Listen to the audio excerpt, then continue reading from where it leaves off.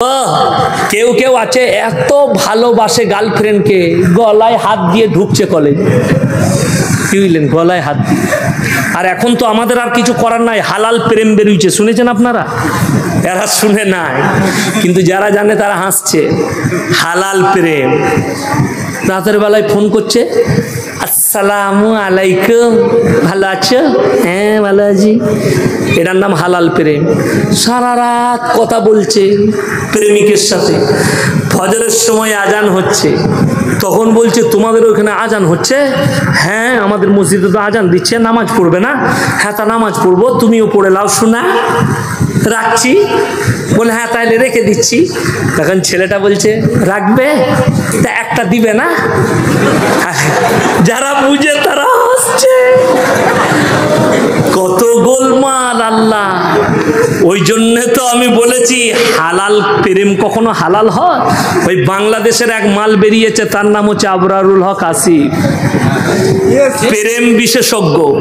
এই যে কি জুতো খাবে কবরে আল্লাহ ছাড়া কেউ জানে না।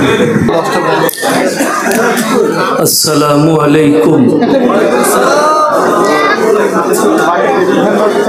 বেলডাঙ্গার মানুষ গরুর গোশ বেশি খায়, আওয়াজ কিন্তু কম।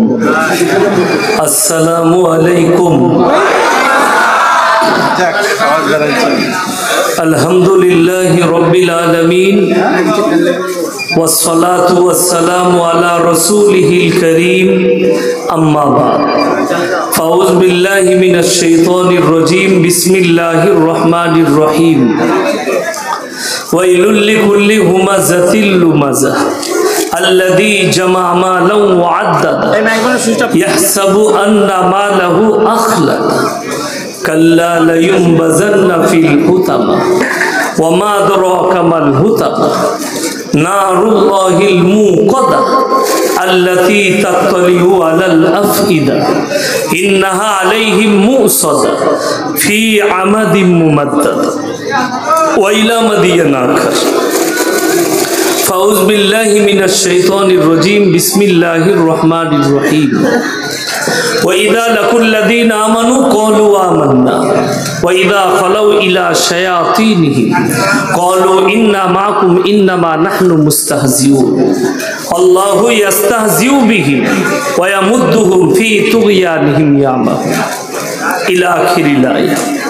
খায়রুকুম মান তাআল্লামাল কুরআন আল্লামাহু কামা ক্বালা আলাইহিস সালাতু ওয়াত তাসলিম।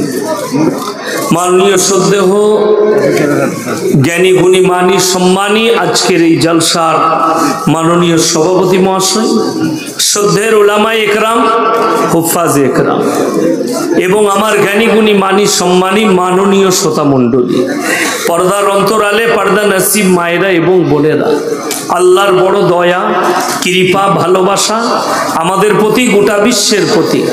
সবাই আল্লাহর শুকর আদায় করে হৃদয় থেকে বলি আলহামদুলিল্লাহ। তারপরে পরে বিশ্ব নবী জানাবে মুহাম্মাদুর রাসূলুল্লাহ, সকলে বলুন সাল্লাল্লাহু আলাইহি ওয়াসাল্লাম। তিনার প্রতি শত কোটি দরুদ বর্ষিত হোক, বলুন আমিন সুম্মা আমিন। গুটি কয়েক কথা আলোচনা করব, আমরা সকলে আমল করব, বলুন ইনশাআল্লাহ। আমি একটু দেরি করেই ঢুকেছি, আমার দেরি কোনোদিন হয় না, আমি সব সময় তাড়াতাড়ি ঢোকার চেষ্টা করি। যাই হোক, আল্লাহ আমাকে উদ্ধার করে নিয়ে এসছে। আমি যখন 5:30টায় কাটুয়া ঘাটে ঢুকেছি, পুলিশ প্রশাসন এসে ঘাট ব্লক করে দিয়েছে। দুর্যোগের কারণে কোনো ঘাটে গাড়ি পার, মানুষ পার হবে না। আমি ওখান থেকে আবার 100 কিলোমিটার ঘুরলাম, সালার, কাঁদি, বহরমপুর হয়ে ঘুরে এলাম। ওই জন্য একটু দেরি হলো, তার জন্য আমি ক্ষমা প্রার্থী। আর আমার আগের বক্তা মুমতাজুল ভাই কি বলেছেন জানি না, অনেকক্ষণ বক্তব্য দিয়েছেন, গুরুত্বপূর্ণ কথা বলেছেন। আর দুর্যোগ আল্লাহর তরফ থেকে আসে, আর আল্লাহ যেটা করেন মঙ্গলের জন্য করেন। মাদ্রাসার যারা কমিটি আছেন, মাদ্রাসার সেক্রেটারি, ক্যাশিয়ার, গ্রামের মানুষ, গ্রামের মা বোন, যদি অনেকের মনে মনে হবে দুর্যোগটা আমাদের ক্ষতি করলে, তাহলে কিন্তু ঈমান কমজোর। আল্লাহর উপরে ভরসা রাখতে হবে, আল্লাহ এর মধ্যেই কোনো মঙ্গল রেখেছে, এটার নাম হচ্ছে ঈমান।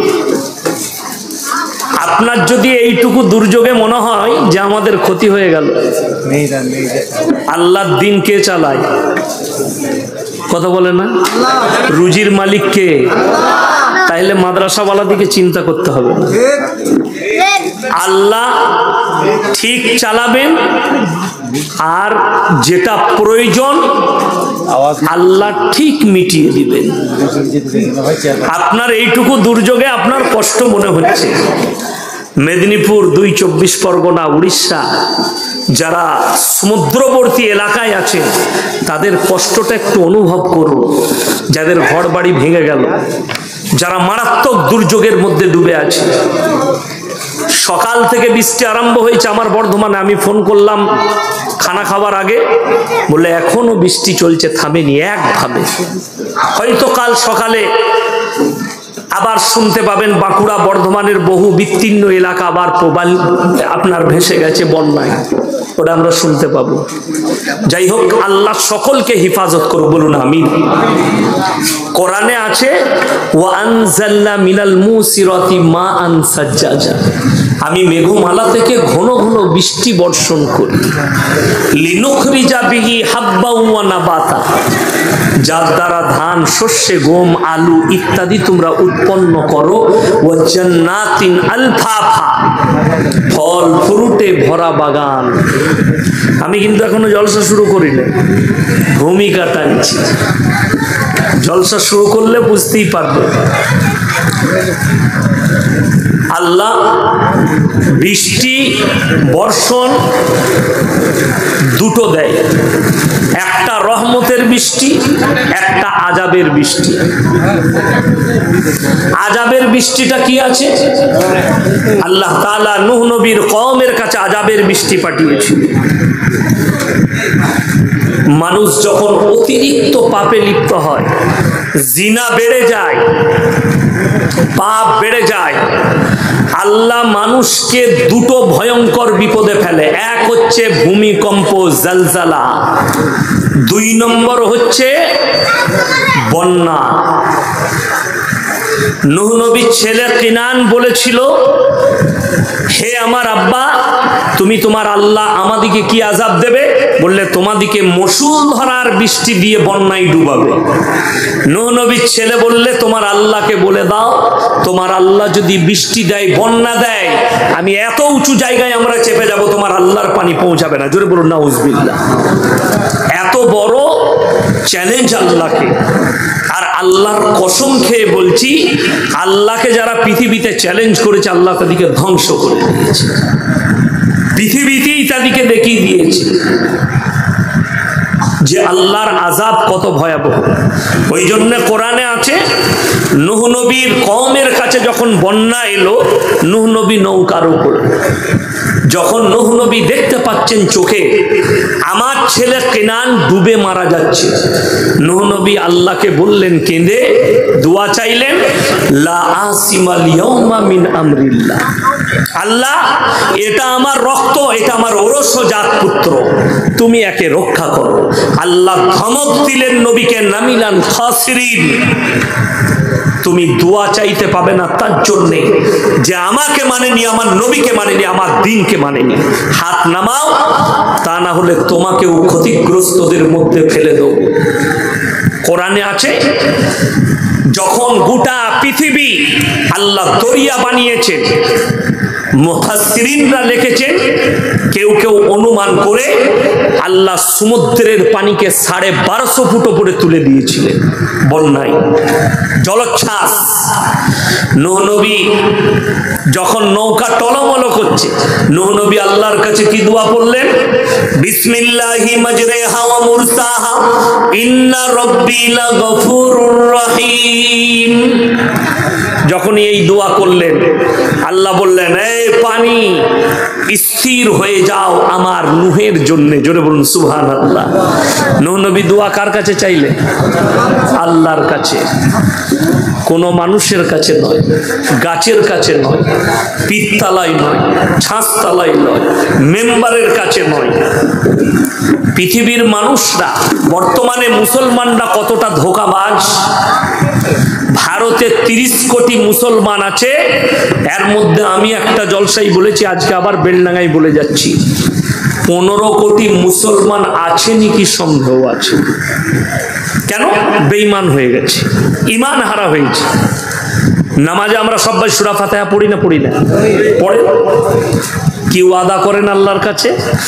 ইয়্যাকা না'বুদু ওয়া ইয়্যাকা নাস্তাঈন।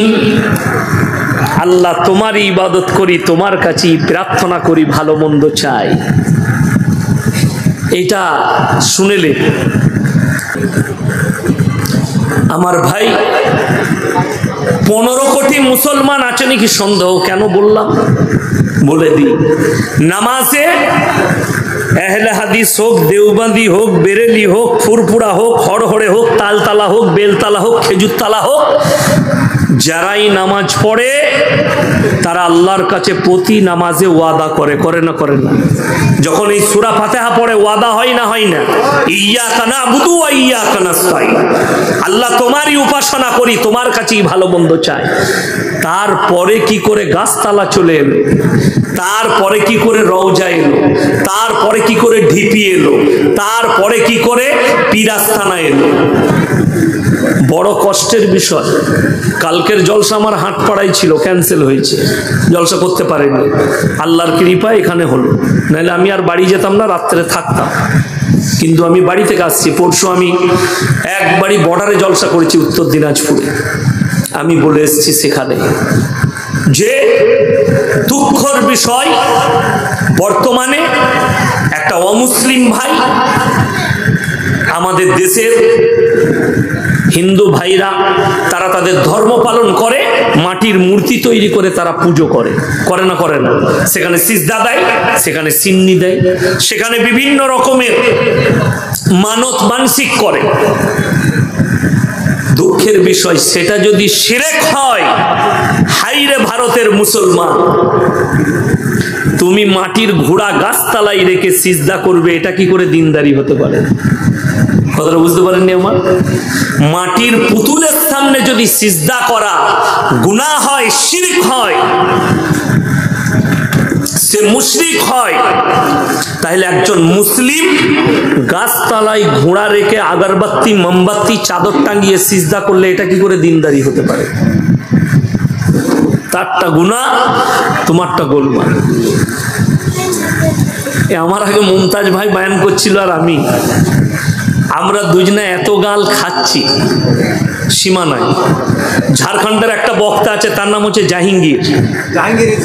হ্যাঁ, গুটকা, সে প্রতিনিয়ত গাল দেয়। আমি একটা জলসায় বলেছি যে কোরআনে আছে সূরায়ে বাকারা, এখানে কোরআন রাখা আছে, একটা কোরআন নিয়ে চলে গেছে। আমি হাফিজে কোরআন, ওই জন্য আমার কোরআন প্রয়োজন পড়ে না। আমি কি হাফিজে কোরআন, পুরো কোরআন আমার মুখস্থ, হাফিজ আমি, কারি আমি। যাই হোক, তো কোরআনে আছে সূরায়ে বাকারায়, ইন্নামা হাররামা আলাইকুমুল মাইতাতা ওয়াদ-দামা ওয়া লাহমাল খিনজির ওয়া মা উহিল্লা বিহি লিগাইরিল্লাহ। প্রবাহিত রক্ত, কি রক্ত বললাম? প্রবাহিত রক্ত, মরা জন্তুর মাংস, শুয়োরের মাংস এবং আল্লাহ ব্যতীত অপরের নামে উৎসর্গিত জিনিস তোমাদের জন্য হারাম করা হয়েছে। আমার দ্বিতীয় ব্যাখ্যাটা শুনেলেন, অনেকজন আর ভুল হবে, বয়ান শুনে মনে মনে করবেন ইয়াসিন সাহেব এরকম কথা বলেছে। আমি সেই জলসাই বলেছি, জলসাটা ছিল আমার মনে হয় বীরভূম ডিস্ট্রিক্টে। আমি বলেছি যে একটা প্লেটে যদি মাজারে কেউ মুরগি দেয়, বাবার নামে, কবরের নামে, আপনার পীরের নামে, গাছের নামে, খানের নামে, সেই মুরগিটা যদি জবাও করে রাখা থাকে, কোরআন শুনেলেন। এর পরের আয়াতটা যেটা পড়লাম, 1 নম্বর কি বললাম? প্রবাহিত রক্ত। 2 নম্বর মরা জন্তুর মাংস। 3 নম্বর শুয়োরের মাংস। 4 নম্বর আল্লাহ ব্যতীত অপরের নামে উৎসর্গিত জিনিস তোমাদের জন্য হারাম করা হয়েছে। আমি যেদিনে বয়ান করি, সেদিন একজন বৃদ্ধ বাবাজি, জানি না নামাজ পড়ে, সে বলল যে আচ্ছা আপনি যে বললেন প্রসাদ খাওয়া যাবে না, আমি বললাম কেন খাওয়া যাবে না আপনারা জানেন? সেই ব্যক্তি বলল সেখানে গোবর মুতে ছিটে দেওয়া হয়, দেয় কিনা আমি জানি না, সে বলল। আমি বললাম ওপরের মালগুলো সরিয়ে দিলে তাহলে তলারটা খাওয়া যাবে। কথাটা বুঝতে পেরেছেন না পারেননি? যদি এটা ব্যাপার হয় যে ওটা খাওয়া যাবে, মুদ দেওয়ার কারণে খাওয়া যায় না, গরুর মুদ দেওয়ার কারণে, তাহলে ওপরের গুলো সরিয়ে দাও, তলার গুলো খাওয়া যাবে। তো সে চুপ করে গেছে, বলছে হুজুর বলতে পারছি না। আমরা ওইটা ফ্যাক্ট নয়, অরিজিনাল ফ্যাক্ট। আল্লাহ কোরআনে বলেছে আল্লাহ ব্যতীত অপরের নামে উৎসর্গ করার জন্য তোমাদের জন্য হারাম করা গেল। পরের আয়াতটা খুলেন, ফামানি তুররা গায়রা বাগি ওয়ালা আদিন ফালা ইসমা আলাইহি। কোরআন এর পরের আয়াতই, হে আমার নবী বলো তোমাদের মধ্যে যদি কেউ ক্ষতিগ্রস্ত হয়, ক্ষতিগ্রস্ত মানে কি? আপনি বিপদে পড়েছেন, জঙ্গলে যাচ্ছেন, এখন যদিও জঙ্গল আর নাই, মানুষ গাড়ি নিয়ে সফর করে, প্লেনে সফর করে, ঠিক কি না? তো আপনি এমন জঙ্গলে চলে গেছেন, আফ্রিকার জঙ্গলে, অর্ধেক রাস্তা পৌঁছেছেন, কোনো খাবার নাই, আপনি দেখলেন আপনার প্রাণ চলে যেতে পারে, না খেয়ে মানুষ মারা যেতে পারে, 3 দিন খাননি, 4 দিন খাননি পানি খেয়ে, এরপর আপনি দুর্বল হচ্ছেন। সেখানে যদি দেখেন হারাম কিছু বস্তু থাকে, কি বস্তু বললাম? শুয়োরের মাংস হোক, আপনার হারাম বস্তুর মাংস হোক, আপনি অতটা খেতে পারবেন যতটা খেলে আপনার প্রাণ বেঁচে যাবে। কথাটা বুঝতে পেরেছেন না পারেন? এটা কোরআন শোনাচ্ছেন, খুলেন তাফসীর নিয়ে এসে দেখুন। এখন প্লেটে যদি মুফাসসিরিনরা বলছেন, বেশিরভাগ মুহাদ্দিস মুফাসসিরিনরা বলেছেন একটা প্লেটে মাজারের পরা মুরগি জবাই করা মাংস যদি থাকে, সেখানে যদি জান বাঁচানো ফরজ হয় আর আপনার খাবারের প্রয়োজন পড়ে, আর একটা প্লেটে হারাম বস্তু থাকে, তাতে শুয়োরের মাংস হোক অন্য প্রাণীর হোক, জান বাঁচানোর জন্যে উত্তম হচ্ছে শুয়োরের মাংসটা 2 পিস খাওয়া যাবে, কিন্তু মাজারের পরা মুরগির মাংসটা খাওয়া যাবে না। কেন? ওটা ডবল হারাম। কথাটা বুঝতে পারেননি? এখন এই গুটকাখোর জাহাঙ্গীর ভাই বলছে জিলাপি হুজুর ওর পেটে ভাঁটা পড়বে আর কি, মাজারের পড়া মালগুলো ওকে দিবেন আর কেউ, ইয়াসিন বলছে বলে। সে বলছে আরে ইয়াসিন কোরআন হাদিস জানে না, মাজারে আমরা মুরগিগুলো নিয়ে যাই তো আল্লাহর নামেই জবাই হয়। আপনাদের এখানে বাড়িতে কুটুম আসে না? আসে না? আসে। আচ্ছা মুরগি করেন না? করেন না? দেশি মুরগি করেন। আচ্ছা কবরস্থানে করেন না বাড়িতে করেন? এই গুটকাখোরকে কে বুঝাবে? তো তোর যদি মুরগি করার দরকার তো মাজারে যাবি কেন? বাড়িতে কর। কথাটা বুঝতে পেরেছেন না পারেন? আল্লাহর নামে জব করতে গেলে তাহলে তো মাজারে যাওয়া লাগবে না, যদি আল্লাহর নামেই জব করছিস। কিন্তু তা নয়, আপনি দেখতে পাবেন বেলডাঙ্গাতেই পাবেন, আমি বলবো না, জায়গার নাম বলবো না, নাহলে খুব ভয় লাগে। বেলডাঙ্গা তো কসাইখানায় ভরে দিবে নাকি ভয়। হ্যাঁ, একটা ছেলে ফোন করেছে, কি বুঝলেন, হোয়াটসঅ্যাপে লিখেছে, তো খালি মুর্শিদাবাদে এসে দেখাতো। আমি তাকে আজকেও লিখেছি যে আমি আজকে বেলডাঙ্গায় যাচ্ছি, আয় তো। আমি বললাম বেলডাঙ্গায় যাচ্ছি, চলে আয়, অসুবিধা নাই, তোকে কেউ মারবে না, তো খালি স্টেজে আসবি। বড় কষ্ট লাগে, দুঃখ লাগে, হক কথা বললে গায়ে লাগে। আমার ভাই, মুরগিটা যদি আল্লাহর নামে জবাহ করা হয়, মাজারে নিয়ে যাওয়ার সওয়ালই আসে না। আপনি খুঁজলেন, আমার ছেলে মাধ্যমিকে পাস হয়েছে, আমি একটা পাথর চাবড়ি দাতা বাবার নামে ছাগল দেবো। দাতা বাবার নাম বলছে, আর তুই জাহাঙ্গীর গুটকাখোর বলছিস যে আল্লাহর নামে। কথাটা বুঝতে পেরেছেন না পারেননি? যতজন নিয়ত করে মাজারে যায়। আচ্ছা বলুন আমার ভাই, খুব সুন্দরভাবে বুঝবেন একটা কথা, শিরিক কিরকম হয়, সূক্ষ্ম। আচ্ছা ছাগলটা যদি আল্লাহর নামে জবাহ হয়, তাহলে তার সমস্ত ঠ্যাং, মাথা, সিগমে এগুলো কোনোদিন ডাক হবে? কথা বলে না? এগুলো কি ডাক করা হবে, বিক্রি হবে? আরে গুটকাখোর জাহাঙ্গীর, ভালো করে শোন, পাথর চাবড়িতে নয়, যতগুলো মাজারে ছাগল আর মুরগি পড়ে সন্ধ্যাবেলায় ডাক হয় ওগুলো।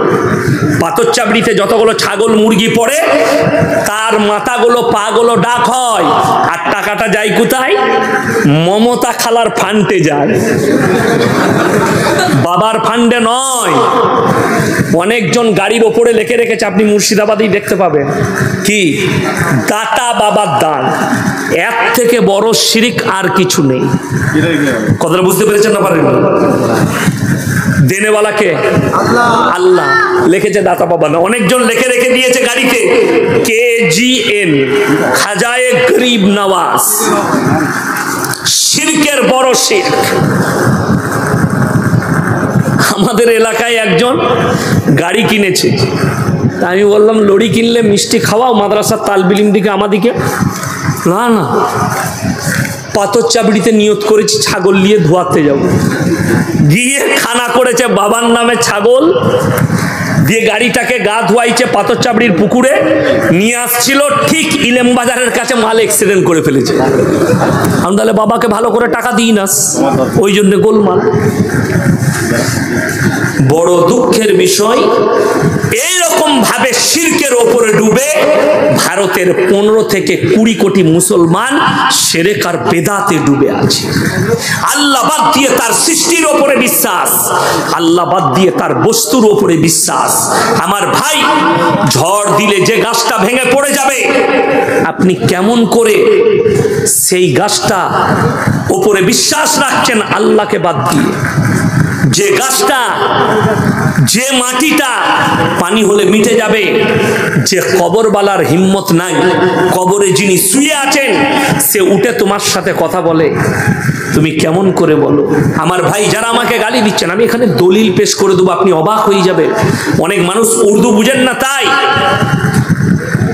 আজকে ভারতে ইসলামকে টোল করা হচ্ছে এই সমস্ত নালায়েক হুজুরদের জন্য। আমি একটা জলসায় বলেছি, আজকে যদি খাজা মঈনুদ্দিন চিশতি রহমতুল্লাহ আলাইহি জীবিত থাকতেন, এদেরকে কাফের বলে ফতোয়া দিত। আজকে যদি আব্দুল কাদের জিলানী রহমতুল্লাহ আলাইহি জীবিত থাকতেন, এদেরকে কাফের বলে ফতোয়া দিত। কেন? এরা যে কথাগুলো বলছে ইসলামকে টোল করা হচ্ছে। উত্তরপ্রদেশের ইউপির একটা অমুসলিম ছেলে একটা বক্তার বয়ানকে নিয়ে ইসলামকে টোল করেছে। কি টোল করেছে? আরে মুসলমান कहता है कि हमारा धर्म काल्पनिक है, গল্প। लेकिन जरा मुसलमान का सुन लो, কি শুনিয়েছে? বক্তা বয়ান করছে উত্তরপ্রদেশে উর্দুতে। কি बयान? मेरे भाई अब्दुल कादिर जिलानी रहमतुल्लाह अलैहि तो वो थे, इतने बड़े पीर थे कि उनके खानका में जो कुत्ता रहता था, की बोललाम कुत्ता माने की कुकुर, उसके खानके में जो कुत्ता रहता था वो पूरे दुनिया के सारे पीरों से अफजल है। जो बोलूं नाउज़ुबिल्लाह। गुटका खोर, জাহিলে মুতলাক, জাহিলে মুরাক্কাব। কুকুর কখনো মানুষের থেকে উত্তম হয়? কথা বলেন কি? উত্তম হবে? হবে না। 24 পরগনার এক বক্তা, অল্প বয়সী ছেলে, তাকে যখন ধরেছি যে ভাই এই বায়ানটা করলে কোথা থেকে, হুগলি ডিস্ট্রিক্টে ধরেছি আমি স্টেজে গিয়ে। আমি আপনি যেটা বললেন এটা কোথায় আছে? হাদিসে, কোরআনে, কোনো বড় আলেমের লেখা কিতাবে? সে বলছে হুজুর শুনে। আমি তো সুনা মৌলবি, পড়া মৌলবি লস। সুনা মৌলবি জানেন? মুখস্থ মৌলবি। ওটা মাদ্রাসায় যেতে হয় না, খালি শুনে। আর আমাদের দেশের একটা খুব ভালো বাজার, কেউ যদি কানে হাত দিয়ে সুর করতে পারে, মায়েরা বাবারা বলে বিরাট বক্তাবে, মেয়েরা বলবে দারুণ বক্তালো, কি গলা, বুঝলি কিলো, বলে বুঝিনি কিছু, খালি গলাটা ভালো। এই করে সমাজটাকে অর্ধেক শেষ করে দিল। এই করে শেষ হয়েছে। কি বায়ান করছে? আমার ভাইয়েরা, মায়েরা, বোনেরা, বড় পীর আব্দুল কাদের জিলানী রহমতুল্লাহ আলাইহি দস্তরখানে খানা খেতে বসেছেন। তিনি খানা খাচ্ছেন, তেনার দস্তরখানে তেনার মুরিদ তাকে মুরগির মাংস দিয়েছে, দেশি মুরগি। আমাকে ভাই খাসির মাংস খাওয়ালো, গরুর মাংস খাওয়ালো, কি বুঝলে, খেলাম। আচ্ছা, আচ্ছা আমি যে ছাগলের মাংসটা খেয়েছি, আমি যদি বলি আমি ইয়াসিন মৌলভী শওকত সাহেবের ছেলে, আমি এত বড় অলি, ওই ছাগলটা মাংসটা খাওয়ার পরে ছাগলটাকে আবার বাঁচিয়ে দেবো, জীবিত করব, তা আমাকে জিলাপি হুজুর বলবেন না গুটকা করবো? বড় কষ্ট লাগে। কি বলছে শুনে নেন। বড় পীর আব্দুল কাদের জিলানী, আমার বাবাজিরা, মায়েরা, বোনেরা, তিনি খাচ্ছেন। তিনার মুরিদ জিজ্ঞেস করলেন, বাবা আপনি এই দেশি মুরগিটা কেন খাচ্ছেন জান মেরে? বড় পীর বললেন, হে বাবা, আমি যে মুরগিটা খাচ্ছি, আমি বড় পীর ওই মুরগিটাকে জীবিত করার ক্ষমতা রাখি। জোরে বলুন নাউজুবিল্লাহ। এত বড় বেহুরমতি কথা। এই কথা যদি বড় পীর আব্দুল কাদের জিলানী লেকে যায়, কেউ দেখাতে পারে পৃথিবীর কোন মৌলবি, আমি ইয়াসিন জীবনে আর সমাজের বুকে বক্তব্য দেব না। এটা পুরো বানানো এবং মিথ্যা কথা। আপনারা বলুন, আল্লাহর কাছে রসুলের মর্যাদা বেশি না বড় পীরের? কথা বলে না এরা? রসুলের মর্যাদা বেশি। এখানে আলেমরা বসে আছেন, আমি চ্যালেঞ্জ ছুড়ে যাচ্ছি, গোটা বেলডাঙ্গায় এত বড় বড় মাদ্রাসা আছে, এতগুলো আলেম আছে, গোটা বেলডাঙ্গা থানায় আমি কালকে আবার আসছি, কোন মৌলবি যদি একটা হাদিস দেখাতে পারে যে নবীজি সাল্লাল্লাহু আলাইহি সাল্লাম দুম্বার মাংস খেলেন, দুম্বাকে জীবিত করলেন, নবীজি সাল্লাল্লাহু আলাইহি সাল্লাম বকরির মাংস খেলেন, বকরিকে জীবিত করলেন, নবীজি সাল্লাল্লাহু আলাইহি সাল্লাম উটের মাংস খেলেন, উটটাকে জীবিত করলেন, একটা হাদিস দেখালে আমি জীবনে আর বক্তব্য দেব না। একটা হাদিস দেখান। কেন? এরকম হাদিস নেই। এই খবিশের জানা নেই, এই জাহিলে মুরাক্কাবের জানা নেই, বড় পীরের নামে তুমি মিথ্যাচার করছো। শুনেলেন, আল্লাহ তাআলা এমন একটা মানুষকে এই শক্তি দিবে। কে দিবেন? আল্লাহ রাব্বুল আলামিন। কেন? পৃথিবীর মুসলমানের ইমানি পরীক্ষার জন্য আল্লাহ শক্তি দিবেন। কি পরীক্ষার জন্য বললাম? ইমানি শক্তি পরীক্ষার জন্য। কাকে? দাজ্জালকে দেওয়া হবে। দাজ্জালকে আল্লাহ ক্ষমতা দিবেন, মেঘ থাকবে না, বৃষ্টি বর্ষণ করে দেখাবে, মৃত মানুষকে জীবিত করে দেখাবে। কে? দাজ্জাল। তখন বহু মানুষ ঈমান হারা হবে, বহু মানুষের ঈমান হারাবে, কিন্তু যারা মুমিন হবে তারা দাজ্জালের এই জাদুকে কখনো মেনে নিবে না। যারা মানবে না তারাই কিন্তু জান্নাতি, যারা মাথা নত করে মেনে নিবে তারাই কিন্তু জাহান্নামে যাবে। কেন জানেন? এখন বহু মুসলমান ঈমান হারাচ্ছে। কার জন্যে? বাগেশ্বর ধাম বাবা কুণ্ডলি বলে দিচ্ছে মানুষের, অনেক কিছু বলে দিচ্ছে। আমার ভাই বড় কষ্ট লাগে। একজন আমাকে বলছে যে আরে মুসলমান তোমরা গায়ের গোশত খাও, গরুর গোশত খাও, গাय हमारा माता है। हमने बराबर है। আমাকে বলছে गाय का दूध पीते कि नहीं? हमने पीता हूं। बोले फिर तुम गाय का दूध पीते हो, फिर उसको जबाह करके खा ले तो उसका गोश्त, ये गलत बात है। हम गाय को माता कहते हैं, इसीलिए गाय का दूध पीते हैं और गाय को नहीं खाते। আমাকে বলছে ভাই आप अपने माँ को जबह करके खाएंगे। আমরা মায়ের দুধ পান করি না? করি না। আচ্ছা মাকে জবাই করে খাওয়া যাবে? খাই আমরা? খাই না। সে মনে মনে করলে হুজুরকে আচ্ছা ফাঁসিয়েছি, मौलवी फंसेছে। আমাকে বললে आप माँ का दूध पीते हैं लेकिन अपने माँ को क्यों नहीं खाते? আমি তাকে বললাম दोस्त मेरे ऊपर गुस्सा मत होना। बोले क्यों भाई? আমরা আমার উপরে রাগ করো না। আমি একটা খালি উত্তর দেবো। বলে কি? আমরা আমি তোমার ধর্মকে ঠেস পৌঁছাতে চাই না। আমি বললাম তোমরা গরুর মুত খাও না? খাও না। বলে খাই। গায়ের মুত খাও? বলে হ্যাঁ। গায়ের গোবর? গোবর খাই। আমি বললাম আরে গোবরখোর মুতখোর, তুমি যদি গায়কে মা বলো আর তার যদি মুত আর গোবর খাও তো তোর মায়ের মুত আর গু খায় না কেন? কথাটা বুঝতে পেরেছেন না পারেনি? সে বললে তখন আমাকে উড়িষ্যায় ঘর ছেলেটা আমার বয়ান শুনে হয়তো আমাকে মা বোন তুলে ফোনটা কেটে দিল। আমরা তোমারা দম यहीं तक है, आगे नहीं। কলকাতায় একটা মেয়ে লাফাচ্ছে, তার নাম হচ্ছে নাজিয়া ইলাই খান, হারামের औलाद। अगर हिम्मत है तो प्रशासन लगा ले। कलकत्ता में खुला मैदान में हमारे साथ डिबेट होगी, तू आजा, मैं प्रूफ कर दूंगा कि तू नाजायज औलाद है इंशाअल्लाह। तो हराम के औलाद है ये मैं प्रूफ कर दूंगा। अगर हिम्मत है या चैनल पे आजा, कहीं पर भी बैठ हमारे साथ, तेरा भी चैनल रहेगा, हमारा भी यूट्यूबर रहेगा, दुनिया के लोग देखेंगे, मैं तेरे को नंगा करके घर भेज दूंगा इंशाअल्लाह। ये वादा है। लेकिन ये कुत्ती बैठेगी नहीं, दूर से भौंक रही है। अरे तेरे जैसे हजारों कुत्ता भौंक रहा है और इससे इस्लाम का कोई फर्क नहीं। দুঃখের কষ্টর কথা বলি, অনেক মুসলমান তারা মনে মনে ভাবছে মাদ্রাসা মিটে যাবে, কোরআন মিটে যাবে, ইসলাম মিটে যাবে, বেঈমান কাফেররা যা উঠে পড়ে লেগেছে।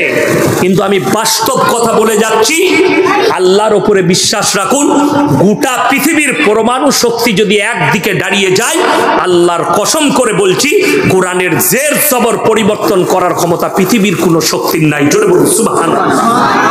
তার কারণ বলে দিই, আমরা বলিনি, আজ তাকের একটা অ্যাঙ্কার আছে, তার নাম হচ্ছে সুদীপ চৌধুরী। নাম শুনেছেন না শুনেন? সুদীপ চৌধুরী সবসময় ইসলামের বিরুদ্ধে কথা বলে। এই লোকটা ইন্টারভিউ লিখছে কার? বাবা বাগেশ্বর ধামের। আপনি ফেসবুকে ইউটিউবে খুঁজলে ইন্টারভিউটা পাবেন। তো বাগেশ্বর ধাম বাবাকে জিজ্ঞেস করছে, বাবা हम आपको एक आंकड़ा दिखाने वाले। कौन से आंकड़ा? बोले हिंदुस्तान के 2015 से 2021 तक दूसरे धर्म से लोग इस्लाम में कितने दाखिल हुए, इस्लाम को कितना लोगों ने अपनाया, और दूसरे धर्म के लोग सनातन को कितना अपनाया। बोले सुनाइए।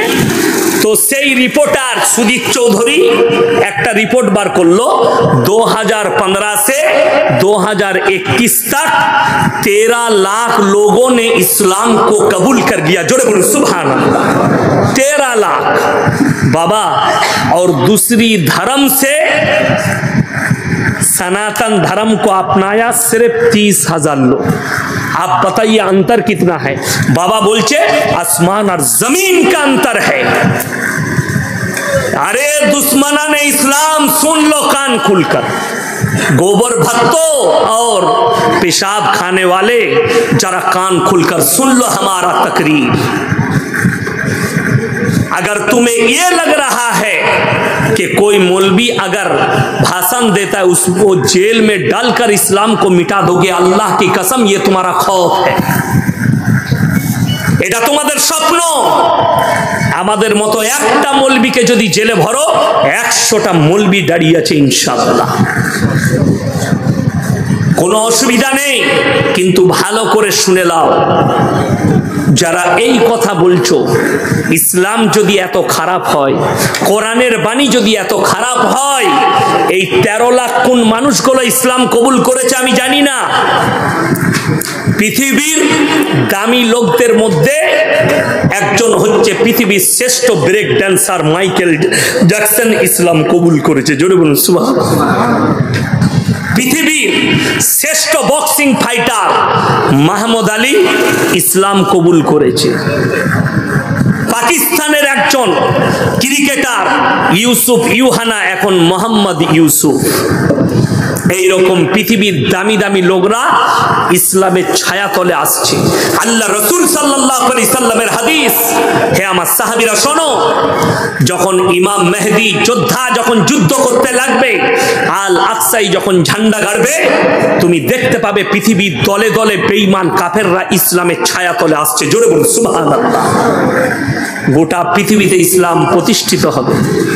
আমার ভাই, আজকে কোরআনের প্রতি আপনার অনীহা, ইসলামের প্রতি আপনার অনীহা, মাদ্রাসার প্রতি আপনার অনীহা, অবাক হবেন, কোন মৌলবি আজ পর্যন্ত বয়ান করেনি, কোন মৌলবি, যে আপনার ছেলেকে আপনি স্কুলে পড়াবেন না, আপনার ছেলেকে মাস্টার করবেন না, আপনার ছেলেকে ডাক্তার করবেন না, আপনার ছেলেকে প্রফেসর করবেন না।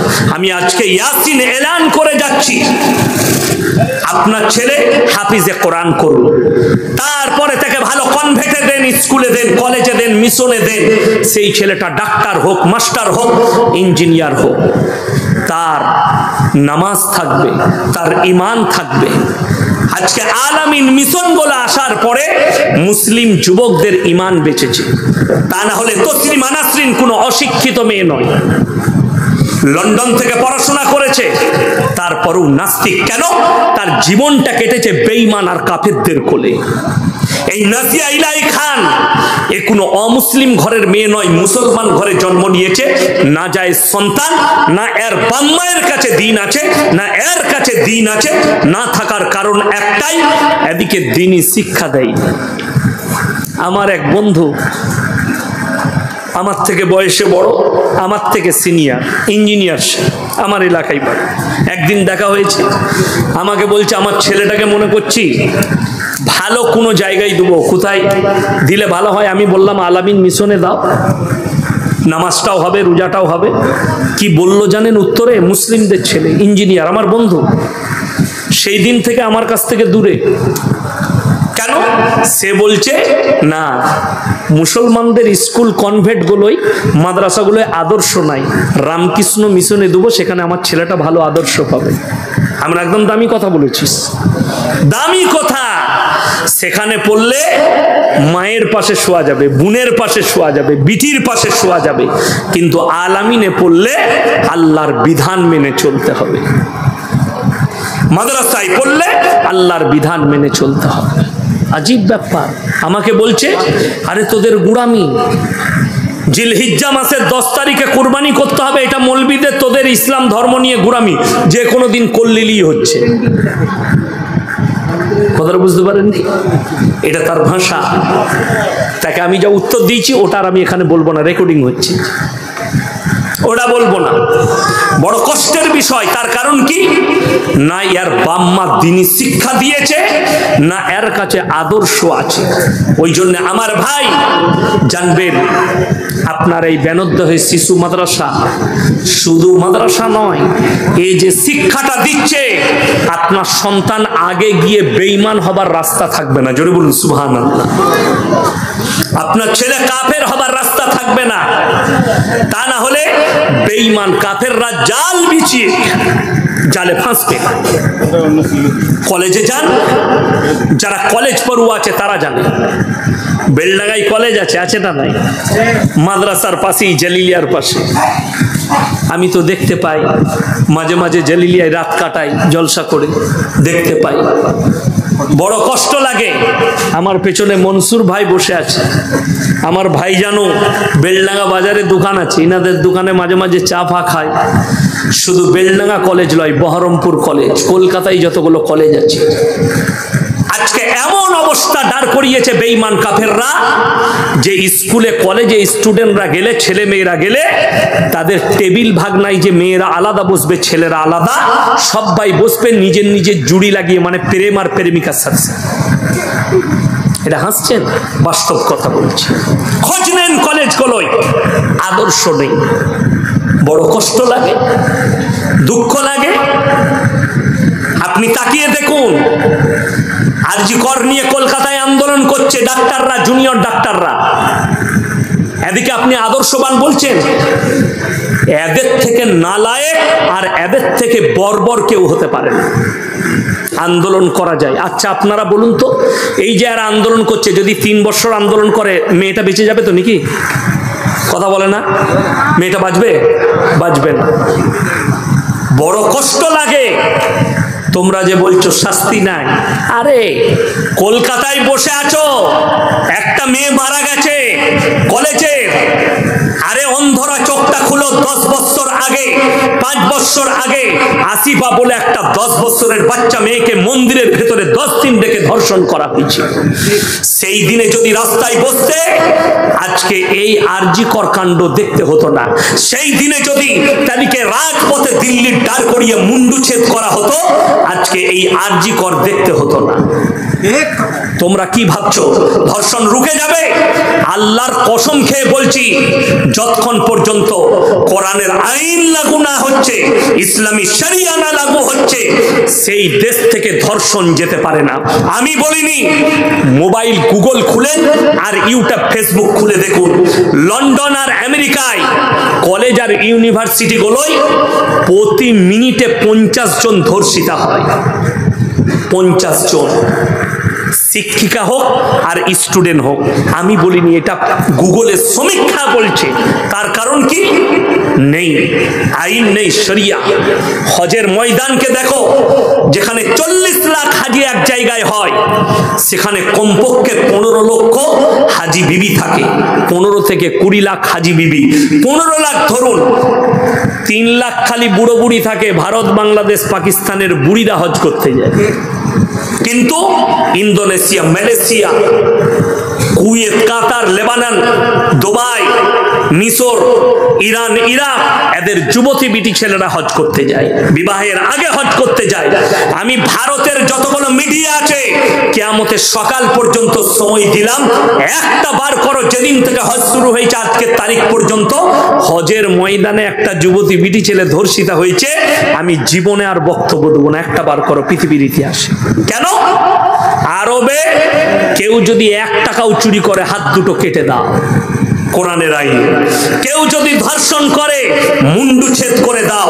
পরকিয়া করলে অর্ধেকটা পুঁতে পাথর মেরে হত্যা করো, না হলে খেপা কুকুর লাগিয়ে দাও। অবিবাহিত ছেলেরা তারা যদি পরকিয়া করে তাদেরকে কুড়া মারো। ছেলে আর মেয়ে যদি অবিবাহিত হয় 100টা করে কুড়া মারো। আমাদের দেশে বেলডাঙ্গা বাজারে হাটেতে 10 টাকা চুরি করেছে, তাকে বেঁধে মারছে। আর কোটি কোটি টাকা কমের টাকা মেরে নিচ্ছে, তাকে আমরা চেয়ার ছেড়ে দিই, স্টেজে গলার মালা পড়াই, 1 লাখ টাকা দান করেছে মাদ্রাসায়। ঠিক বললাম না ভুল বললাম? রাগ করেন না আমার ভাই, ওই জন্য আমাকে সবাই দাওয়াত দেয় না। যাই হোক, ভাই ভালোবাসে আমাকে দাওয়াত দিয়েছে। আমার কথা কিন্তু একদম তীরের মতো লাগবে, খালি ওষুধটা সকালবেলায় লাগাবে। আমি চুলকি দিয়ে চলে যাব, মহলমটা লাগানোর দায়িত্ব আপনার। আমি হক কথা বলছি। 1 টাকা চুরি করলে যদি অপরাধ হয়, 1 কোটি টাকা চুরি করলেও সেই একই অপরাধ। দুজনের শাস্তি হচ্ছে হাত কেটে দাও। আমাদের দেশে 10 টাকা চুরি করেছে বেলডাঙ্গা হাটে, বেচারা গরিবের ছেলে, খাবার পয়সা নেই, তাকে বেঁধে মারছে। অথচ কওমের কোটি কোটি টাকা লুট করছে। তারা আমাদের সমাজে স্টেজে জায়গা পায়, তাদেরকে বলে ইনি হচ্ছেন সমাজসেবী। এটাই হচ্ছে দুঃখের বিষয়। কিয়ামতের আলামতের মধ্যে একটা আলামত এইটাই, যে চোররা সম্মান পাবে আর সম্মানীরা সম্মান পাবে না। আমার ভাই রাগ করবেন না, হক কথা বলে যাচ্ছি, কষ্ট হবে। ইসলাম শরীয়তটাকে যদি খেলা না মনে করতেন, পৃথিবীর কল্যাণের জন্য কোরআনকে পাঠানো হয়েছে। আল্লাহর হাবিব জনাবে মুহাম্মদুর রাসূলুল্লাহ, সকলে বলুন সাল্লাল্লাহু আলাইহি সাল্লামকে আল্লাহ তাআলা পাঠালেন রাহমাতুল লিল আলামিন করে, পৃথিবীর কল্যাণের জন্য পাঠিয়েছেন। আর ইসলাম মানে এটা নয় নামাজ রোজা তাসবিহ তিলাওয়াত করলাম, আপনার বেনত্তহ মসজিদে গিয়ে মাথাটা ঠুকলাম না। আপনার পা থেকে মাথা পর্যন্ত পরিপূর্ণ জীবন ব্যবস্থার নাম হচ্ছে ইসলাম। পরিপূর্ণ জীবন ব্যবস্থা, সেটা হবে রাসূল আকরাম সাল্লাল্লাহু আলাইহি সাল্লামের জীবন আদর্শ মোতাবিক। আপনার আদর্শ যেন রাসূলওয়ালা আদর্শ হয়, নবীওয়ালা আদর্শ হয়। আমাদের আদর্শ কার আদর্শ? শয়তানের। এখানে এতগুলো মানুষ বসে আছেন, হাত তুলে বলুন তো ইমানদারির সঙ্গে কার জানা নাই মদ পান করা হারাম? কথা বলে না, বলেন না। সবাই জানেন না, জানেন না মদ পান করা হারাম? মুসলমান মদ পান করে না? করে না। মুসলমান মদ বিক্রি করে না? করে না। করছে। তাইলে সেই টাকা কি করে হালাল হতে পারে? মুসলমান জানে মদ খাওয়া হারাম, মুসলমান জানে সুদ খাওয়া হারাম, খাচ্ছে, হালাল কি করে হতে পারে? আপনারা বলুন তো, আমি নাম করব না, বেলডাঙ্গা বাজারে মুসলিম ছেলেরা লটারি বিক্রি করে না করে না? আল্লাহ, মুসলিম ছেলে বেশি লটারির টিকিট বিক্রি করছে। আচ্ছা, লটারি হারাম না হালাল? হারাম যদি হয়, কেন হারাম তাও শুনেলেন। যারা মনে করছেন আপনি বুঝান কোরআন হাদিস দিয়ে হারাম কেন, সকলে বলুন তকদিরের মালিক কে? ভাগ্যের মালিক কে? যদি ভাগ্যের মালিক আল্লাহ হয়, তাহলে তুমি ওই কাগজের লটারির দ্বারা তোমার ভাগ্যকে পরীক্ষা করছো, তার কারণে তোমার ঈমান ধ্বংস হয়ে যাবে। ভাগ্যের মালিক কে বললাম? আল্লাহ। কেউ যদি গণককারকে হাত দেখায়, পানিটা দেন তো, গণককারকে যদি কেউ হাত দেখায়, তার ঈমান ধ্বংস হয়ে যাবে। যে আমার ভাগ্যটা দেখে বলুন, ঈমান ধ্বংস হয়ে যাবে। আর তুমি লটারির দ্বারা ভাগ্য পরীক্ষা করবে, তোমার ঈমান কি করে থাকবে? কথাটা বুঝতে পারেননি? হারাম। বিসমিল্লাহ। মুসলমান লটারি কাটছে, লটারি বেচছে হালাল মনে করে, তার ইনকাম হারাম। আচ্ছা বলুন, শরীরের কোনো অংশ বিক্রি করা জায়েজ আছে? কথা বলে না, বিক্রি করা জায়েজ নাই। চুল বিক্রি করা কি হারাম? এই বেলডাঙ্গার লোককে বলে দিলে আমাকে আর দাওয়াত দিবে না, তাই না? চুল যদি বিক্রি করা হারাম হয়, চুলের পয়সা কি করে হালাল হতে পারে? চুলের ব্যবসা কি করে হালাল হতে পারে? কেন বলছি শুনে রেখে দেন। যদি মনে মনে করেন ইয়াসিন সাহেবের মাদ্রাসায় আমি পয়সা দিয়ে দিবেন না, প্রয়োজন নাই, প্রয়োজন নেই। আপনি যদি মনে করেন আমার টাকার দ্বারা মাদ্রাসা চলে, তো আপনার থেকে বড় মূর্খ কেউ নেই। আল্লাহর তরফ থেকে মাদ্রাসা চলে, আল্লাহর কুদরতে চলে, আল্লাহ দিন আল্লাহ চালাচ্ছে। এই মাদ্রাসায় 16 লাখ টাকায় শুধু খরচা। মাদ্রাসার বিল্ডিং আছে, তালবিলিম আছে, ছাত্র আছে, শিক্ষক আছে, আদার্স কত খরচা আপনি জানেন না। শুনিয়ে দিল 16 লাখ, কত হাজার শোনালো আমি জানি না মাদ্রাসার খরচ, কিন্তু ব্যাংকে কত জমা আছে? 21 লাখ কত। আল্লাহর কসম করে বলছি, এটা আল্লাহর তরফ থেকে, আপনি দিয়েছেন তা নয়, দিয়েছেন আপনি। আর আপনার পকেট থেকে বার করার দায়িত্ব কার? আল্লাহর। আপনার হৃদয়কে দিয়ে বার করিয়েছেন আল্লাহ। তাতে আপনি যদি মনে করেন হ্যাঁ যে ভাই আমার হারামের টাকা দেবো না, আলহামদুলিল্লাহ, দিও না। কে বলেছে তোমাকে দিতে? তুমি দিলে হালাল টাকাই দিও, মাদ্রাসা মসজিদে। কিন্তু হারাম টাকা হালাল বলার ক্ষমতা আমার নেই। যে মৌলবি বলবে কিয়ামতের দিনে পাকড়াও হয়ে যাবে, আল্লাহ পাকড়াও করবেন। সুদকে যে মৌলবি হালাল করতে চাইবে, সে মৌলবি পাকড়াও করবেন। কোরআনে আছে ওয়াহাল্লাল্লাহুল বাইয়া ওয়া হাররামার রিবা। আমি ব্যবসাকে হালাল করেছি আর সুদকে হারাম করেছি। ব্যবসা হচ্ছে নবীজির সুন্নত। ব্যবসা হালাল, ব্যবসায় আল্লাহ বরকত দিয়েছে। আজকে জানেন আমাদের সমাজে অনেক মানুষ চায়ের দোকানে কি বলা বলি করে, আরে ইয়াসিন ভাই এত হক কথা বলে, আমাদের ইমাম তো বলতে পারে না কেন বে? চায়ের দোকানে, আলিফের দোকানে গল্প করছে, এই হুজুর তো হক কথা বলে, আমাদের ইমাম এরকম বলতে পারে না। তো ইমাম তো বললে ইমামকে তাড়িয়ে দিবি বে। কথা বুঝতে পারেননি? ইমাম যদি সুদের বায়ান করে, সকালবেলায় বলবো ঘর চলে যাও। ইমাম যদি হারাম হালালের বায়ান করে, যাদের গায়ে লাগবে ঘর চলে যাও। শুনেলেন? যদি এখানে কোনো ইমাম সাহেব ভাই থাকেন, কিংবা আমার বক্তব্য যারা ইউটিউবের মাধ্যমে যে ইমামরা, যে মৌলবীরা শুনেন, আমি অনুরোধ করে বলে যাচ্ছি, হে আমার ইমাম সাহেব ভাইরা, ব্যবসা হচ্ছে নবীজির সুন্নত, ব্যবসা হচ্ছে হালাল। তোমরা ইমামতির পাশে পাশে ব্যবসা করো।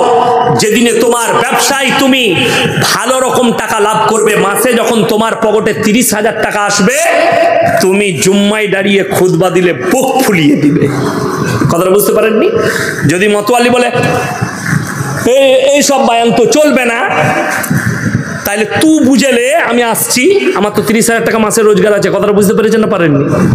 আমাকে যদি এখন বলেন ব্যানার্দ হয়ে এত কড়া কথা বলবেন না, আমার গাড়ি রেডি হয়ে আছে, চাপবো, পালিয়ে যাবো, আবার কালকে হাটপাড়া হেবো, এই কথাগুলোই বলবো। তুমি লিবে না লিবে তুমি বুঝে নাও, আমি এইগুলোই বলবো। তোমার গায়ে লাগুক। তুমি হালাল হারাম ছিল না, আজকে বেঈমান কাফেররা ওই জন্য সুযোগ পেয়েছে। আজকে দেখে দেন আপনার জানা নেই আমার ভাই, কিয়ামত যখন কাছে আসবে গোটা সমাজে হারাম আওলাদে ভরে যাবে। আপনি অনুভব করতে পারবেন না বেঈমান কাফেররা কিভাবে আপনার আমার বাড়িতে হারাম সন্তানগুলো পৌঁছাবে। তাদের একটা মিশন শুরু হয়েছে, সেই মিশনটা প্রথমেই শোনালাম কি, কলেজের ভেতরে রিলেশনশিপ, ছেলে মেয়ে প্রেম প্রেমিকা। আমি 3 দিন আগে মোবাইলে দেখলাম একজন দামি ফুটবলার, যদিও আমি এখানে ইউটিউব চলছে নামটা করব না, রেকর্ডিং হচ্ছে, কিন্তু ফেসবুক খুললেই পেয়ে যাবেন। সেই ফুটবলার একটা মেয়ের সঙ্গে রিলেশনশিপে ছিল, যদিও আমাদের দেশের নয়, বাইরের দেশে রিলেশনশিপে ছিল। মেয়েটা এখন প্রেগনেন্ট। ফেসবুকে মেয়েটা নিজে যে প্রেগনেন্ট সেই ফটোটা পোস্ট করেছে।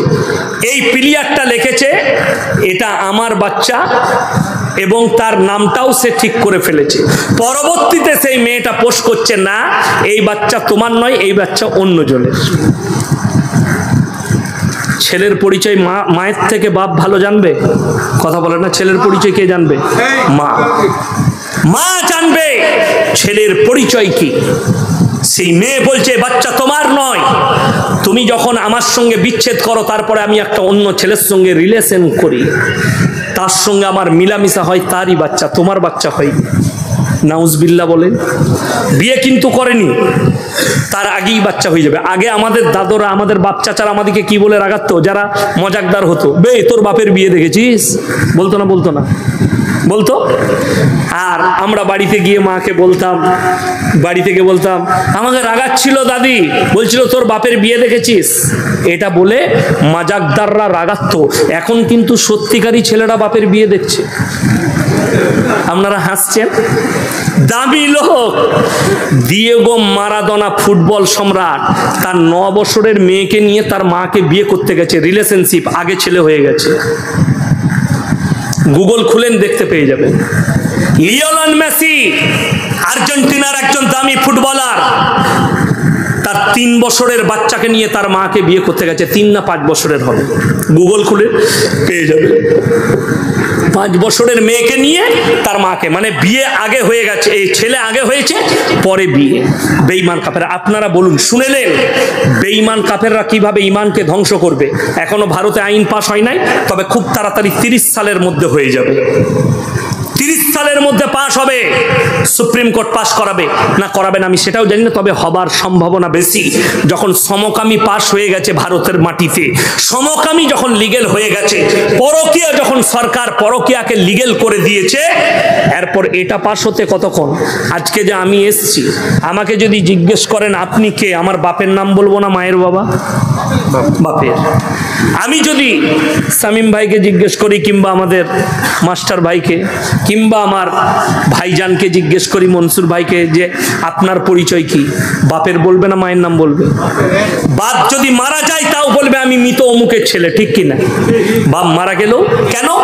আল্লাহ রাব্বুল আলামিন মানুষের পরিচয় দিয়েছে বাপের দ্বারা। জোরে বলুন সুবহানাল্লাহ। আপনাদের এখানে ছাগল আছে না নাই? গরু আছে না নাই? আচ্ছা, গায়ের বাচ্চা হলে ষাঁড়ের বাচ্চা বলেন না গায়ে? ছাগলের বাচ্চা হলে পাঁঠার বলেন না ছাগলের? ছাগলের। আপনারা হাসছেন, বাস্তব কথা বলছি। কেন? আল্লাহ জানোয়ারের পরিচয় দিয়েছে মায়ের দ্বারা, আর ইনসানের পরিচয় দিয়েছে বাপের দ্বারা। একটা ছাগল মাঠে চড়তে যাবে, 5টা পাঁঠা মিলামিশা করবে, কার বীর্য থেকে বাচ্চা হয়েছে এটা আল্লাহ ছাড়া কেউ জানে না। একটা গাই মাঠে চড়তে যাবে, 5টা ষাঁড় তার সাথে মিলামিশা করতে পারে, কিন্তু কার বীর্য থেকে বাচ্চা হয়েছে এটা আমার আল্লাহ একমাত্র জানে। কিন্তু একটা নারী যদি 4টা পুরুষের সঙ্গে মিলামিশা করে, সংশয় দাঁড়িয়ে যাবে বাচ্চাটা কার। ইসলামী শরীয়ত এটাকে জায়েজ করার দেয়নি। কেন? ইসলাম শরীয়ত বলছে, ইসলাম বলছে, রাসূলের হাদিস বলছে, মানুষের পরিচয় আল্লাহ বাপের দ্বারা ঘটিয়েছে। লন্ডন, আমেরিকা, জাপান, জার্মান, উত্তর কোরিয়া, দক্ষিণ কোরিয়া, চাইনা, ব্রাজিল, অস্ট্রেলিয়া, স্পেন, যতগুলো বেঈমান কাফেরের দেশ আছে তারা তাদের পার্লামেন্টে পাস করিয়েছে।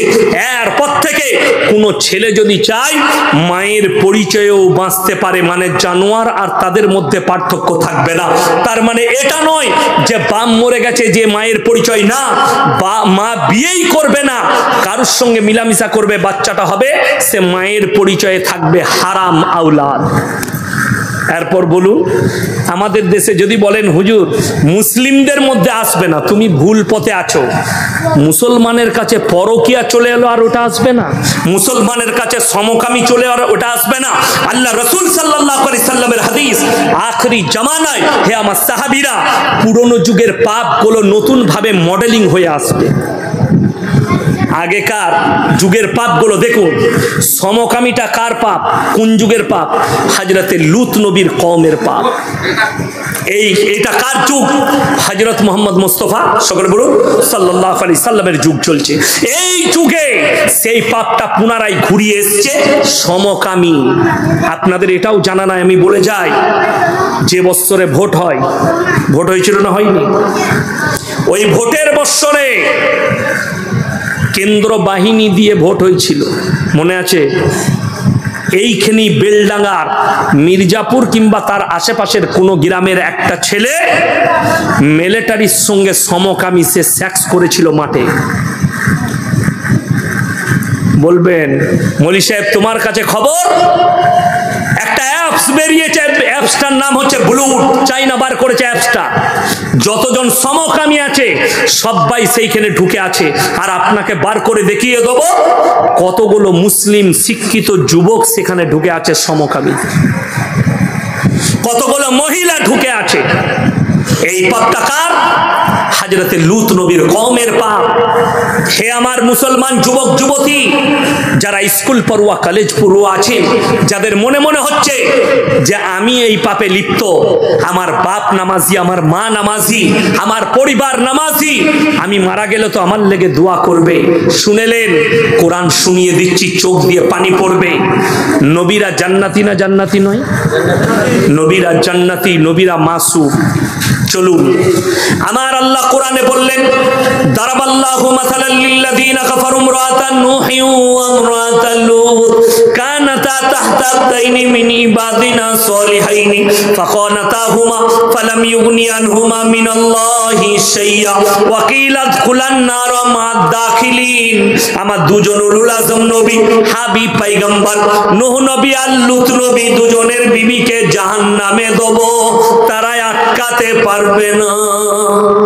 নূহ নবীর বিবির পাপ কি ছিল? নূহ নবীর বিবির পাপ হচ্ছে আল্লাহ ব্যতীত মাটির তৈরি, পাথরের তৈরি উপাসনা করা, পাথরের পুজো করা, অগ্নির পূজা করা। এটা ছিল নূহ নবীর কওমের কাজ। তাই লূত নবীর বিবি জাহান্নামে যাবে কোন অপরাধে? সে খালি বলেছিল আমার বাপ দাদুদের আমল থেকে আমরা সরব না, যেভাবে তারা মিলামিশা করে আমি ওইভাবে মিলামিশা করব। জোরে বলুন নাউজুবিল্লাহ। এই কারণে জাহান্নামে আল্লাহ লাকির টেনে দিয়েছে। যদি নবীর বিবি জাহান্নামে যায় আর নবী যদি আটকাতে না পারে, তুমি কোন ক্ষেতের মুলি যে তোমার বাপ নামাজি বলে তোমাকে জান্নাতে নিয়ে যাবে? তোমার মা তাহাজ্জুদ গুজার তোমাকে জান্নাতে নিয়ে যাবে এই পাপ করার পরে? লিখে নাও, তুমি জাহান্নামের রাস্তা অতিক্রম করবে। সাবধান হয়ে যাও, ওই জায়গাকে আল্লাহ ধ্বংস করে দিবে, ওই স্থানকে ধ্বংস করে দিবে। এটা পুরনো যুগের পাপ আজকে মডেলিং হয়ে ফিরে এসেছে। বেঈমান কাফেররা আপনার কাছে কতটা কামিয়াবি লাভ করেছে আপনাকে বলে দিই। বেলডাঙ্গা বাজারে বাস করছেন, দামি দামি কাপড়ের দোকান। আমার তো মনে হয় বেলডাঙ্গায় যত বড় বড় দোকান আছে আমার বর্ধমান টাউনে নেই। একটা হয়েছে ঝুমকা ক্লথ হাউস, বিরাট। আরো একটা আছে আপনার এইদিকে বড়পাড়া, আমি মাঝে মাঝে যাই, হাজি সাহেবের দোকান। এরকম বহু বড় কাপড়ের দোকান আছে, লাবণী ক্লথ হাউস। শুনেলেন বেঈমানরা কি করেছে? আল্লাহ রসুলের হাদিস, পুরুষরা টাকনুর ওপরে কাপড় পরবে, এটা নবীজির সুন্নাত। সবাই পরবেন তো? জোরে বলুন ইনশাআল্লাহ। কিন্তু বেঈমান কাফেররা এমন প্যান্ট বার করেছে টাকনুর নিচে। ঠিক বললাম না ভুল বললাম? মুসলিমরা টাকনুর ওপরে পরবে, এরা টাকনুর নিচে পুরুষদের জন্য প্যান্ট তৈরি করেছে, আর মেয়েদের জন্য হচ্ছে তারা টাকনুর নিচে কাপড় পরবে। এই দুজন যারা টাকনুর ওপরে যে পুরুষ কাপড় পরবে না, টাকনুর নিচে যে পুরুষ কাপড় পরবে, ওই অঙ্গগুলো আল্লাহ কিয়ামতের দিনে জাহান্নামের আগুনে দেবেন। যে মহিলা টাকনুর ওপরে কাপড় পরবে তার ওই অঙ্গগুলো জাহান্নামের আগুনে জ্বলানো হবে। আপনাকে দেখিয়ে দেবো, এখন যে সালোয়ার গুলো বার করেছে সব মেয়েরা এইখানে পড়ছে, এইখানে, ঠিক বললাম না ভুল বললাম? এতটা পা বেরিয়ে আছে। ওই পা দেখে যে পুরুষদের মনে জিনা জাগবে, বলাৎকারী জাগবে, যে মেয়েটার সঙ্গে জিনা করলে ভালো হতো, সেই পুরুষটা একা পাপী হবে না, ওই মহিলাও পাপী। বড় কষ্ট লাগে। আমার মা, আপনি কার অনুসারী হয়েছে? কার অনুসরণ করছেন আপনি? কার অনুকরণ করছেন? বড় কষ্ট লাগে। আপনি বেঈমান কাফের, আপনার পেছনে পড়ে আছে। কি করে এদের ঈমানকে ধ্বংস করা যায়? এগুলো সব পুরনো যুগের পাপ। আজকে আপনার দেখিয়ে দেবো, বেলডাঙ্গার বহু শিক্ষিত মেয়ে, এরা মনে মনে ভাবছে এই মৌলবীদের কথা শোনা যাবে না। আমরা শিক্ষিত, আমরা কলেজে পড়ি, আমরা ইউনিভার্সিটিতে পড়ি, আমরা দামি শিক্ষিত, আমরা ছোট পোশাক পরব, ছোট পোশাক পরব। কেন? এটা মডেলিং। ছোট পোশাক পরাটা যদি মডেলিং হয়, সব থেকে দামি মডেলিং হচ্ছে বেলডাঙ্গা থানার কুত্তাগুলো, যারা কোনো পোশাকই পরে। কথাটা বুঝতে পারেননি? যারা কোনো পোশাকই পরেনি। আপনি তো বেলডাঙ্গায় মাদ্রাসার গেটে যদি এই মনসুর ভাইয়ের দোকানে বসে থাকেন, বুঝতে পারবেন কতগুলো আউলিয়া আছে। আউলিয়া বুঝতে পারেননি? আল্লাহর বন্ধু, বুঝলেন? ও কেউ কেউ আছে এত ভালোবাসে গার্লফ্রেন্ডকে, গলায় হাত দিয়ে ঢুকছে কলেজে, বুঝলেন? গলায় হাত দিয়ে। আর এখন তো আমাদের আর কিছু করার নাই, হালাল প্রেম বেরিয়েছে, শুনেছেন আপনারা? এরা শুনে নাই, কিন্তু যারা জানে তারা হাসছে। হালাল প্রেম। রাতের বেলায় ফোন করছে, আসসালামু আলাইকুম, ভালো আছো? হ্যাঁ ভালো আছি। এটার নাম হালাল প্রেম। সারা রাত কথা বলছে প্রেমিকের সাথে। ফজরের সময় আজান হচ্ছে, তখন বলছে তোমাদের ওখানে আজান হচ্ছে? হ্যাঁ আমাদের মসজিদে তো আজান দিচ্ছে, নামাজ পড়বে না? হ্যাঁ তা নামাজ পড়বো, তুমিও পড়ে লাও, শোনা রাখছি। বলে হ্যাঁ তাহলে রেখে দিচ্ছি। তখন ছেলেটা বলছে রাখবে, তা একটা দিবে না? যারা বুঝে তারা হাসছে। কত গোলমাল আল্লাহ।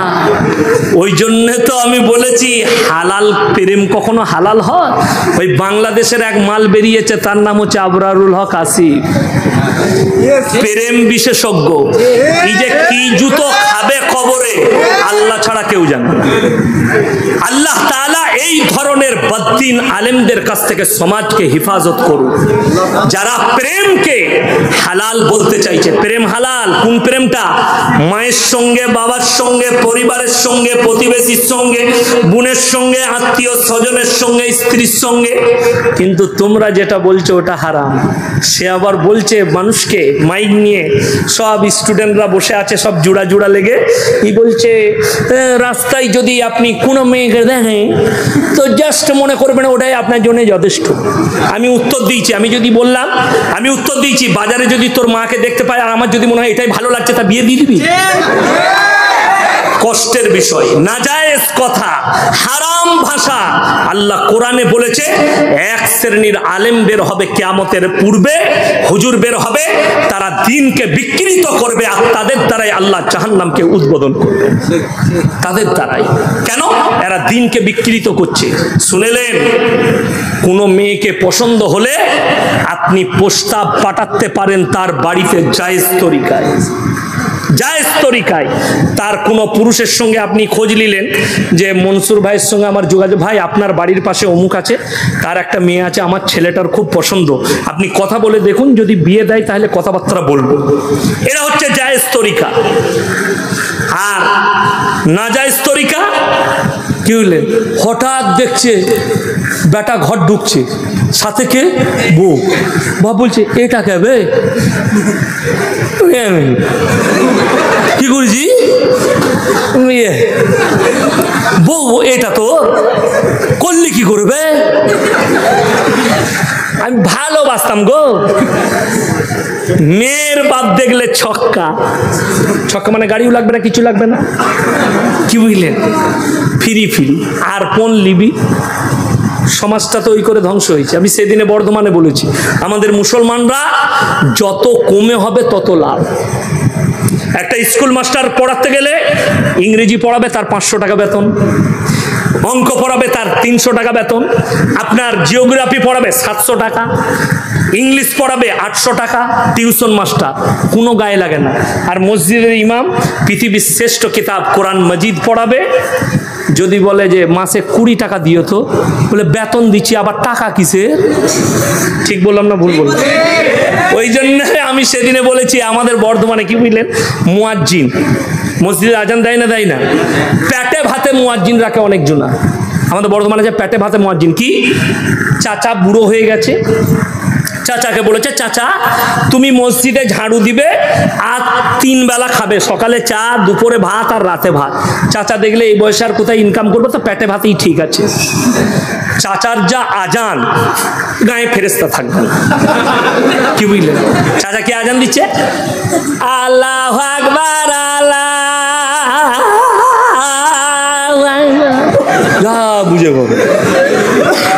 আল্লাহকে ভারত থেকে বাংলাদেশ ফজরের সময় আজান দিচ্ছে, আসসালাতু খায়রুম মিনান,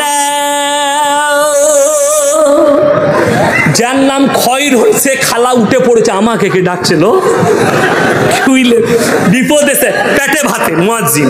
আর যদি আপনি পয়সা দিয়ে মুয়াজ্জিন রাখেন, ভাই কোথায় পড়েছে অমুক মাদ্রাসায়, কোথায় পড়েছে বেনাদ্দ শিশু মাদ্রাসায়, আল্লাহু আকবার, আল্লাহু আকবার। বুঝতে পারলেন না? পারলেন না? দুটো আজানের পার্থক্য। আসসালাতু খায়রুম মিনান নাওম। চাচা আজান দিচ্ছে, সালাতু খায়রা, শেষ না, পেটে ভাতে মুয়াজ্জিন। মুসলমানরা যত সহজে, ওই রকমই এরা খালি চাইছে পেটে ভাতে কোনো মৌলবি পেলেই নামাজ পড়ি দিব, কোনো রকম মাথা ঠোকা হলি হচ্ছে। বড় কষ্ট লাগে। হাই আল্লাহ, আমাকে যদি কেউ বলে ইমাম রাখবো, আমি সেদিনে বর্ধমানে বলেছি, আমাকে যদি ইমাম রাখতে চাও 3 লাখ টাকা বেতন লাগবে। একজন বলছে তোমাকে রাখবই না, আমি আমাকে পারবি না তো রাখতে। আমাকে বলছে হুজুর এত পয়সা লিখছেন জলসা করে, আমি 1 টাকা লুবো না, ফ্রি।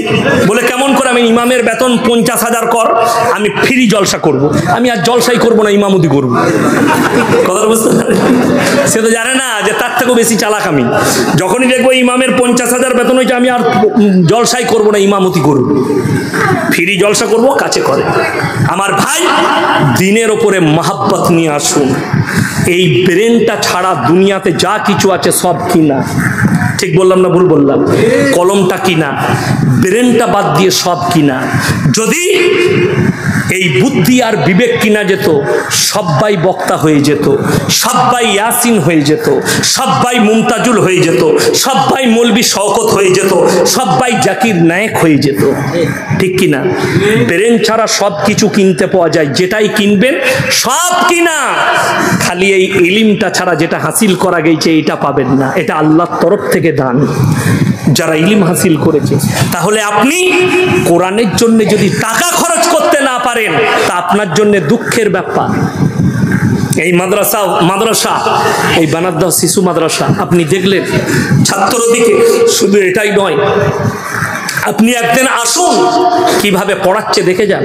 হেড মোল্লার সঙ্গে যোগাযোগ করুন, মাদ্রাসা সেক্রেটারির সাথে যোগাযোগ করুন, কমিটির সাথে, ভাই আপনার মাদ্রাসা পরিদর্শন করতে এসেছি। আমার যখন জলসা থাকে না, আমি তখন বিভিন্ন মিশন ইংলিশ মিডিয়াম আমি পরিদর্শনে যাই, তারা কিভাবে পরিকাঠামো করছে, কিভাবে খাওয়াচ্ছে। আমি আমাদের বাঁকুড়ায় একটা মিশন আছে, আলামিন মিশন, বাঁকুড়া কাঁটাদিঘিতে, আমি একবার গেছি, সেখানে খাওয়া দাওয়া করেছি, তাদের পরিবেশ দেখলাম, নামাজের পরিবেশ, ছেলেদিকে কোরআন শিক্ষা দেওয়া হয়, মৌলবি রেখেছে 3টে, তাদেরকে দ্বীনি শিক্ষা দেওয়া হয়, খুব ভালো লাগলো। খলকপুরা আলামিন মিশন।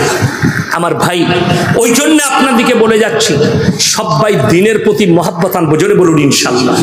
বেঈমান যেন কামিয়াবি লাভ করতে না পারে। বেঈমানরা চাইছে, শুনেলেন হে আমার যুবক, তারা আমাদেরকে দিয়ে জিনা করাচ্ছে, কিন্তু আমরা অনুভব করি না। কি করে অনুভব করবেন? নাম তো সব পাল্টিয়ে দিয়েছে। তারা নাম দিয়েছে 14ই ফেব্রুয়ারি ভ্যালেন্টাইন দিয়ে, কাজ হচ্ছে জিনা করা। তারা নাম দিয়েছে চকলেট ডে, কাজ হচ্ছে জিনা করা। তারা নাম দিয়েছে কিস ডে, কাজ হচ্ছে জিনা করা।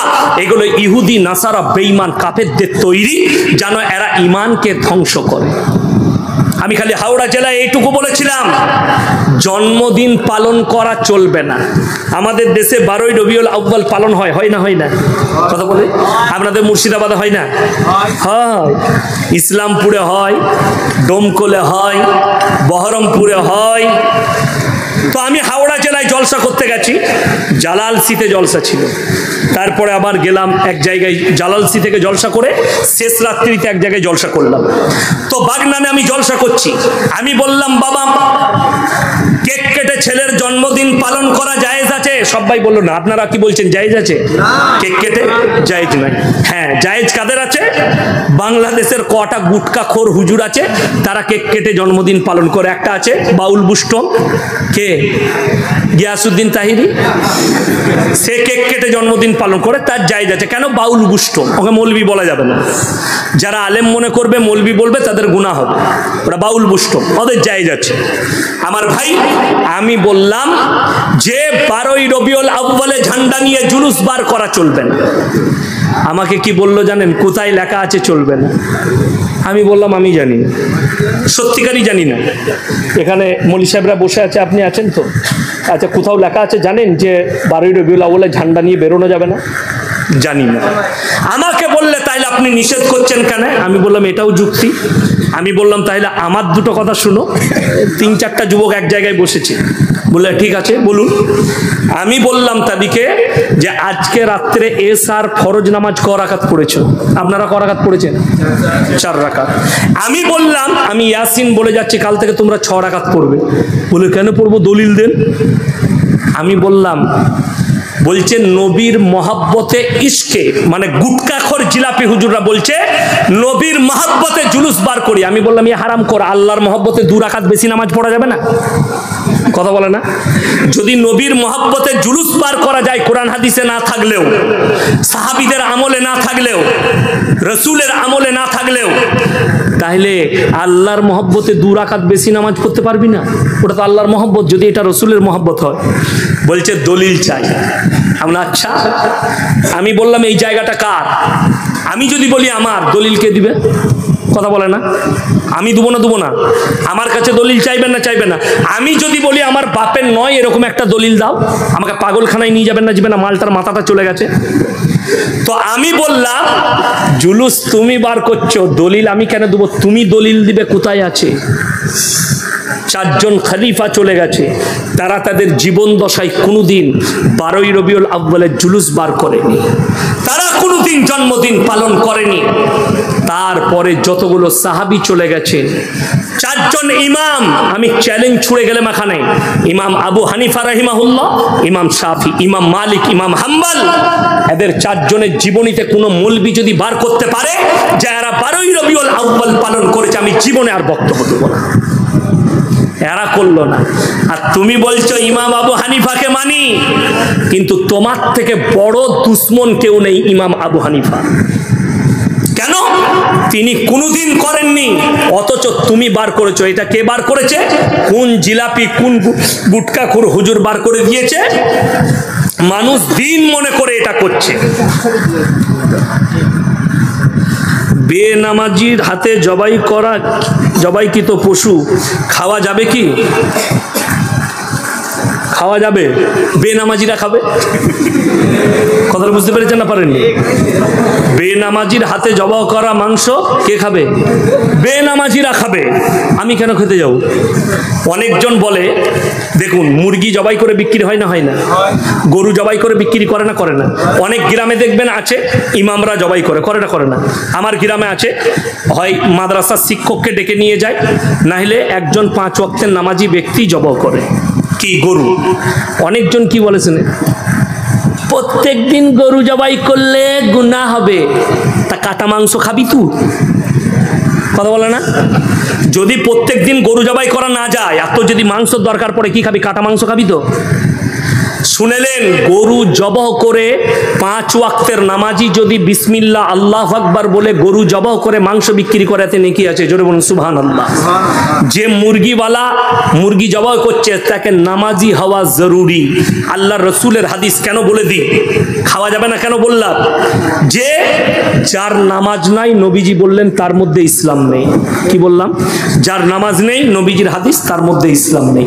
এরপরে আপনার বিচার, আপনি আরে জবাই করা তো দূরের কথা, আমাদের দেশের ছেলেরা হোটেলে মদ খায়, তারপরে মুরগি খেতে গেলে জিজ্ঞেস করে দাদা এটা জবাই না কাটা? আমরা মার হারাম করকে জুতো করে হারাম খাচ্ছে, আবার ওটাকে জিজ্ঞেস করছে। এবার দুটোই তো এক, জিজ্ঞেস করে আর কি করবি? আমাদের মুসলমানদের দশা সেরকম। ই দেখে না কে জবাই করেছে, দাদা 1 কিলো মাংস দাও, তবে কে জবাই করলো দেখ।